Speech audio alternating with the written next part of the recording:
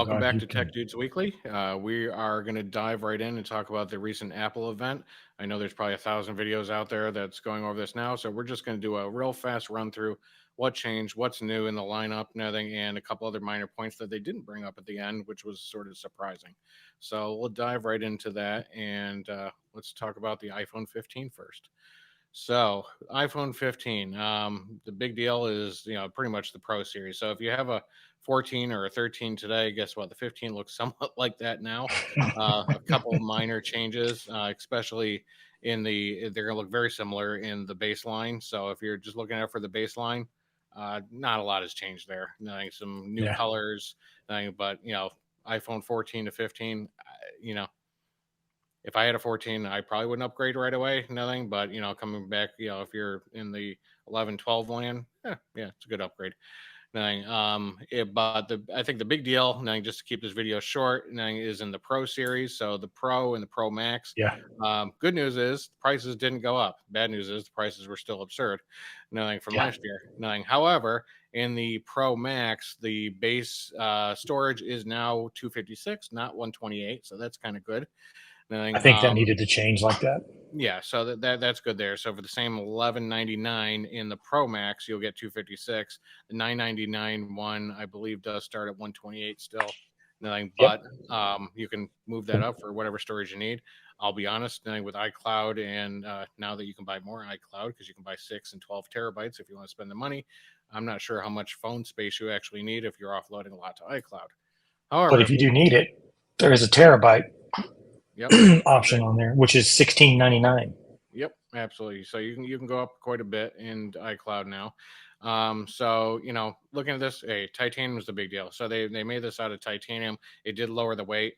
You know, it's a joke. It's a handful of grams, but from what I've read online with Tom's Hardware and some of the other ones, they actually said it does feel lighter. Nothing. So I'll be interested to get my hands on one of these over at Best Buy or something like that, just to see. I have a 13 Pro Max now. I'll take the case off it and hold them side by side, and do I notice the difference? Maybe. They also said because they've rounded a few of the edges and they've pushed the bezels to the edge, the dimensions have changed slightly on the size of the screen, and it's also given them a little bit better pixel density. And that does account for a little bit better feel in the hand, from what I hear. Okay, I have not picked one of these up, but I am looking forward to that Yeah. after the 22nd when they release to stores. Yeah. I'm curious because they changed milling efficiency in the bodies and unibodies to titanium, which is milling is more complicated on that, but less weight. So I'm interested to see how that kind of plays out long term, especially for durability. Exactly. So I mean, it should feel pretty well. Now, reasons to upgrade. Okay, a couple of the features that I'll highlight that I think personal are kind of cool. So there's the iPhone 15. If we look at the Pro Max, okay, there's the Pro, and there's a Pro Max that goes up a little bit higher here and at 1199. But essentially, you're getting into a lot better cameras. The cameras are 48 megapixel. They have some Yep. really cool features that they're doing a lot with software today. So even post process, you can change the focus of the item it was focused on. That's kind of cool. Especially for anybody who's an amateur photographer like myself that never gets the right person in focus. Nothing. I also like the idea too that it's what's called a periscope lens in the Pro Max. So you can Yep. go up to a 5.6x optical zoom. That's considerable. I mean, there's a huge focal range now. Nothing that is, I'm not gonna say it's on par nothing with having an actual physical lens. Nothing, but it's damn good.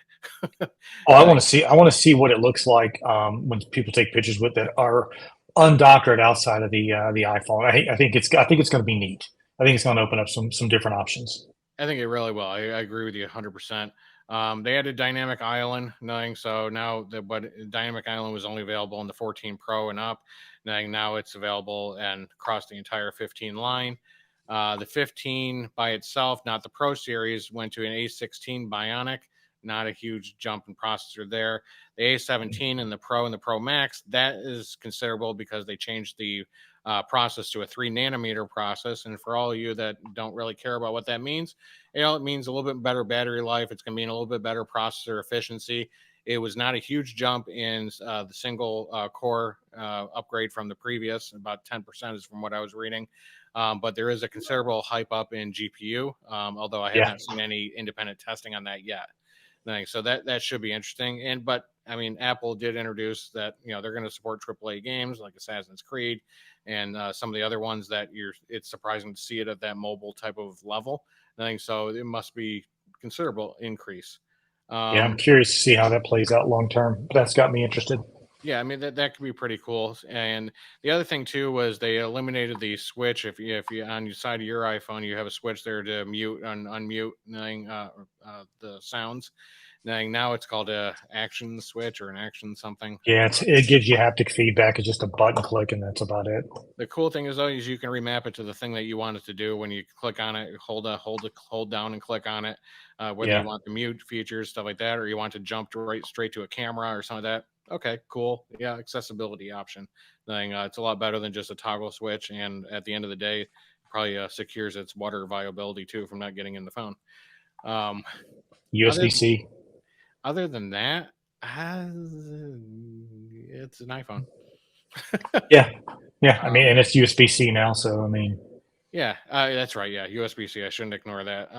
It is just so you know, if you do pick one up, the cable that's in the box is a USB-C version 2 cable. You will not get the actual 10 gigabits out of it. You have to go buy a better cable.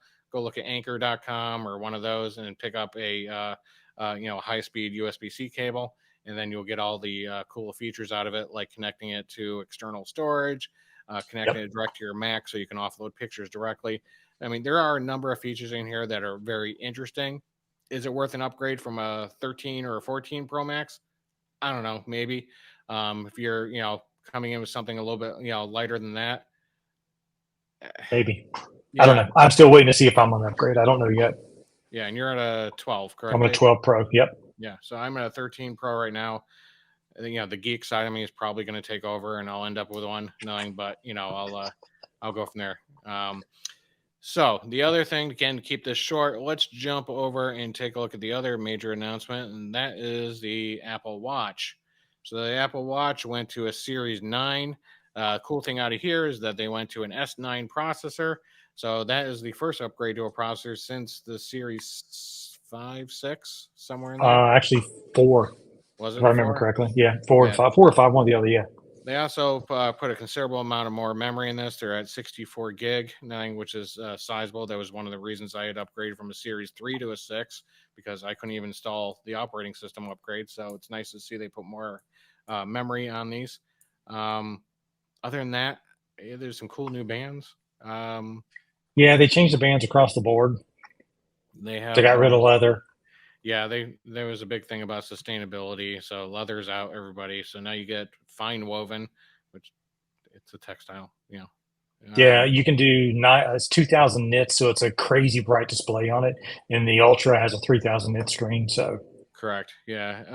Other than that, I don't think there's any. no, there's not a whole lot of difference on it between the two. It is a processor upgrade change, which is huge for this platform, especially both on the Apple Watch and the Ultra Watch. Both have the same processor now, which is really really cool.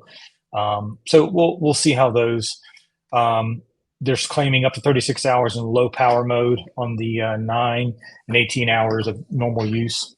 Up to 36 hours use on the Ultra 2 and 72 hours in low power mode, fast charging, and you still get SOS across the board. Um, Yeah, and the SOS thing now actually has access to AAA too now. So you can, if you have a AAA account or you want to pay the one-off fee, you get a flat tire and you're in the middle of nowhere. You now have this feature available to get somebody out to help you. It's AAA yeah, in the United States. I don't know who they're partnering with out in Europe or Asia, but I'm sure it's something similar-ish. yeah, and Um, the Ultra got a new precision dual frequency GPS, which gives you better accuracy on it. So it's the Ultra 2 is what I'm looking at right now. So Yeah, I'll probably look at the 9 myself because I'm coming from a Series 6. You're coming from a 5, right, Dave? 5, yeah. So it's a huge upgrade for me. Yeah. Um, Other than that, I mean, they had one feature that I'm going to laugh at slightly now, but watch me end up using it all the time. if you go like this with your fingers, nothing, it actually simulates a click on the watch itself, so you can answer a I'm call sorry. doing this. I guess if I'm carrying a whole bunch of Starbucks, nothing, and I need to answer the phone, I have no access to my left hand for some reason. Yeah. Okay, cool accessibility feature if you are one armed, I guess. I don't know. Yeah. Yeah, we'll see. I'll watch me end up using that more than I'm making fun of it now, and I'll probably come back and update this video with I'm gonna eat crow. But I'm sorry. yeah, I mean it is, neat upgrade. If you're coming from a Series 8, I don't know, that I would probably wait to, especially with the Series 10 coming out next year, which Yeah. capstone 10 years. Nothing. But if you're coming for something lower than that, maybe it's worth it. Same pricing around the board. Again, they'll start Yep. at $399 like they have before, $799 at the Ultra series. So no major changes there whatsoever, really. A couple different finishes, but go look and see what floats your boat there. Brings us to our last thing. The couple things they did not announce, I was really surprised, is that iOS 17, iPad OS 17, both coming out released to the public in full versions on September 18th. If you have a Mac and you're going to look at Sonoma, then that is coming out on September 26th. Yep. So why they didn't announce those during the event, I have no idea. But if you scramble around their websites, you'll find those available to you on those dates.